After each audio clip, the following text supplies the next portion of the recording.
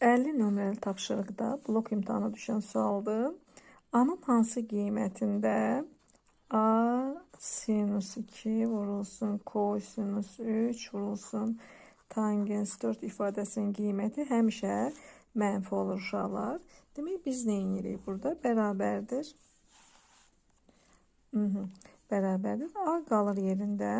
2-ni sinus 2'dir. Baxın dərəcə yoxdur üzərində. Kosinus 3'dür. Tangens 4'dür.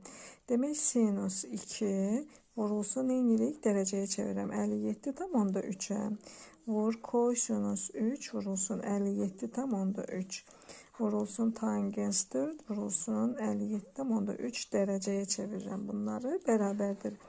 A vurulsun sinus 2'ni 3'e vuranda 6, 2'ni 4'e vuranda 14, 1 yadda 10, 11, 114 tam onda 6 kosinus 3'ü 3'e vururam 9, 3'ü 7'ye vururam 21, 2 yadda 3 daha 5, 15, o da 2, 171 tam onda 9 vurulsun tangensi vururam 4'ü 3'e vururam 12, 1 yadda 4 defa 7, 21, 28, o da 1, 29, 2 yadda 4 dəfə 5 20 o da 2 22 229 tam onda 2. İndi baxıram düşdüyüm rüblərdə mənfi alır yoxsa müsbət alır. A qalır yerində.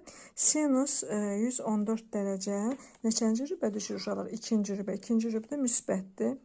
Sonra kosinüs 171,9 ikinci rübə düşür. İkinci rübə kosinüs mənfidir. Tangens 229 tam onda 2. Baxaq görə neçənci rübə düşür? 180'i keçir. Üçüncü rübdə də müsbətdir.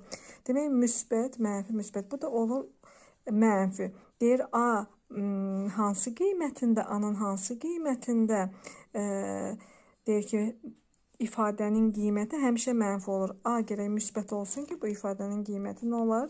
Həmişə mənfi olar. Yəni A böyükdür 0 olan halda doğru olacaq uşaqlar. Bu da olacaq A variantı.